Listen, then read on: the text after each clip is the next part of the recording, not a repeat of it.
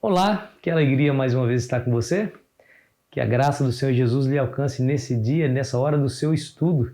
Olha, estamos começando mais um trimestre e essa parceria nossa é muito importante.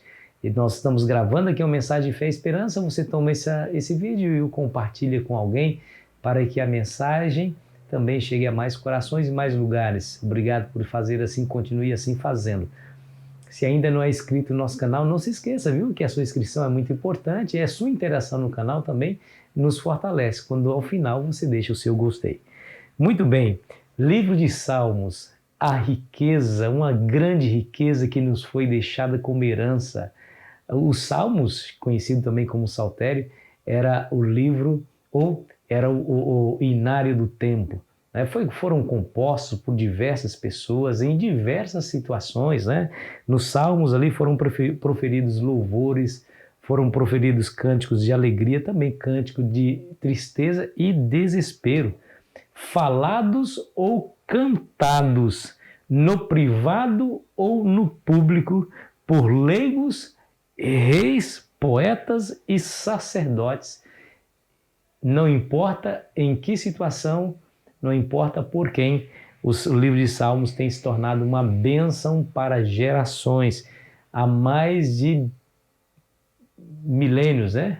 Podemos colocar aí milênios no plural, porque realmente os livros de Salmos vêm nos abençoando. O Martinho Lutero, acerca do Salmo, ele diz o seguinte, onde se pode encontrar palavra mais nobre para expressar alegria do que nos salmos de louvor ou gratidão?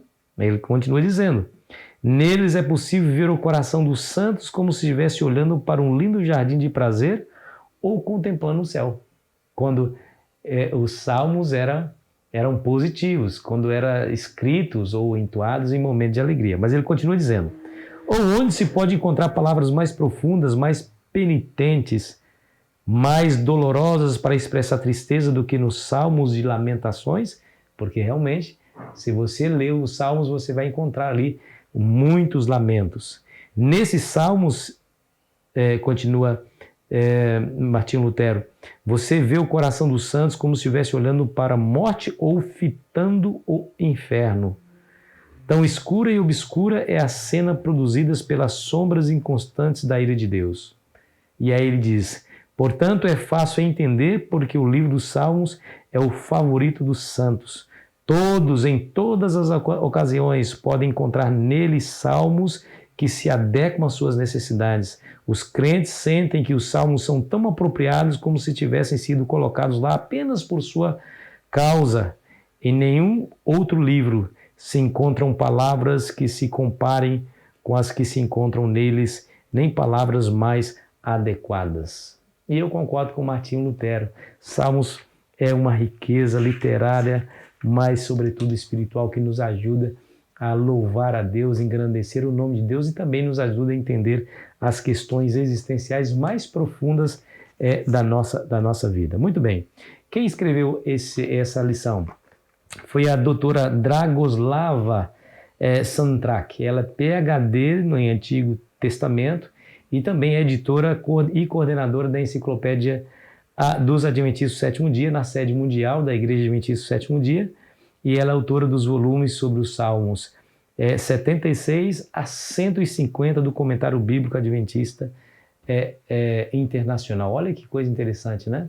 É uma profunda conhecedora do livro de Salmos. Vamos ao verso para memorizar, que se encontra lá em Lucas, capítulo 24, a partir do versículo 44, que nos diz: a seguir, Jesus lhe disse, são estas as palavras que eu vos falei, estando ainda convosco. Importa se cumprisse tudo que de mim está escrito na lei de Moisés, nos profetas e nos salmos. Então lhes abriu o entendimento para compreenderem as Escrituras. Aqui você percebe claramente como Jesus lidava também com salmos. Os salmos fazem parte das Escrituras e é chamado também de Escrituras, tão sagrado, tão inspirado como os livros de Gênesis, os livros as cartas de Paulo, como de Romanos, 1 Coríntios. Na Sagradas Escrituras estão contidos os livros de Salmos justamente pela sua característica inspirada pela sua autoridade profética. De fato, os salmistas, ou os salmistas, né, escreveram palavras de lamentos que refletiam a sua própria condição e emoção, mas também foram eles inspirados pelo Espírito Santo a escrever o que escreveram para também nos ajudar no tempo atual. Como Martinho Lutero disse, parece que os salmos foram escritos lá por nossa causa, porque refletem também as nossas condições existenciais, né? Portanto, nessa passagem que acabamos de ler, nós podemos entender que o livro de Salmos também é parte das Escrituras. Os Salmos foram várias vezes citados pelos escritores do Novo Testamento. Você pode ver isso, por exemplo, em Marcos 12, versículo 10, que nos diz assim, ó: ainda não leste essa escritura? A pedra que os construtores rejeitaram veio a ser a principal pedra angular. Isto procede do Senhor e é maravilhoso aos nossos olhos. Aqui é a citação do Salmo 118, versículo 22 e 23. Pode ler aí na sua Bíblia para você ver.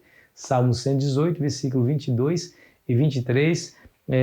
Aqui Marcos cita ponto por ponto e vírgula por vírgula do Salmo 118. Mas não é só isso, né?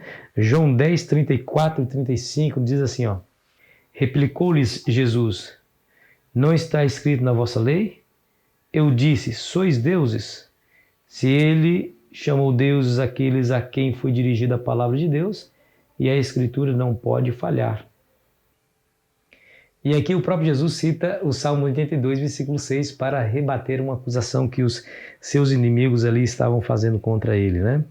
Os Salmos foram escritos em forma poética por diferentes autores do Antigo Testamento e, portanto, reflete um mundo particular desses autores, e compreender os Salmos é importante para que nós possamos também compreender a nossa própria existência, porque não dá para ler os Salmos, não dá para estudar os Salmos desconsiderando o seu contexto histórico, teológico e litúrgico, se assim nós buscarmos compreensão nessas três áreas: contexto histórico dos Salmos, o contexto teológico, o contexto litúrgico dos Salmos, nós iremos compreender a sua mensagem, que tem sido uma bênção para milhares e milhares de pessoas em diversas situações, condições e realidades.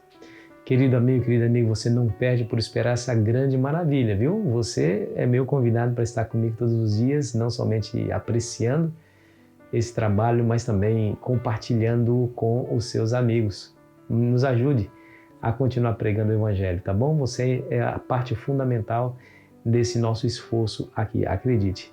Por ora, quero lhe pedir que a bênção do Senhor esteja com você, citando ali o Salmo do pastor, né? Salmo 23, versículo 1, que diz: o Senhor é meu pastor e nada me faltará. Que esse Senhor, que esse pastor supremo seja bem real na sua vida e que você possa confiar nele a ponto de nada abalar a sua fé.